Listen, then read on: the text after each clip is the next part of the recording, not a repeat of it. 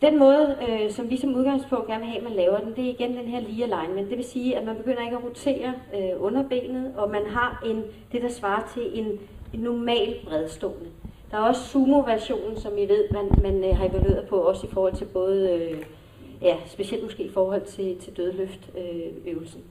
Men altså rimelig normal, det vil typisk være måske lidt mere en skulderbredde, og lige alignment af fødderne, så vi har den paralleline fra. Og så som sagt, når Rikke går i gang her, du går bare i gang, Rikke, så er det, at når man svinger kuglen op her, at man får skubbet hoften frem. Meget vigtigt, at man får det her svip med. Sådan, og bum, og så bliver der skudt frem. Bum, ja, virkelig markere den der, ja, sådan, der. Og prøv at lægge mærke til også, hvor højt Rikke svinger op, det er helt perfekt det der. Så vi er deroppe, lad den falde ned, bum, har en stor krav der, hvor hun kommer ned og skal vende bevægelsen. Der, bang, der bliver der virkelig fyret op.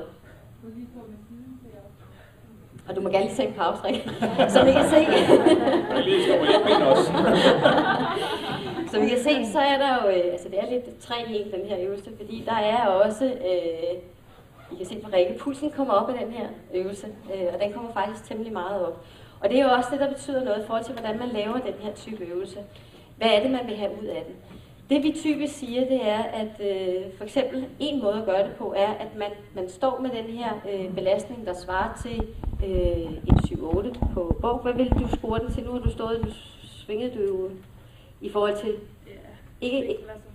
Nej. Du ved, du er heller ikke måske den helt rigtige vægt, du har på. Men man står måske og arbejder i 2 minutter, men det mener jeg, at de 2 minutter er intervallarbejde. Det vil sige, at man svinger for eksempel 20 sving, 20 sekunders pause. Det kommer til at passe meget godt. Og sådan arbejder man i 20 minutter. Det er en model. 20 minutter? Nej, undskyld, 20 sekunder. Undskyld, nej.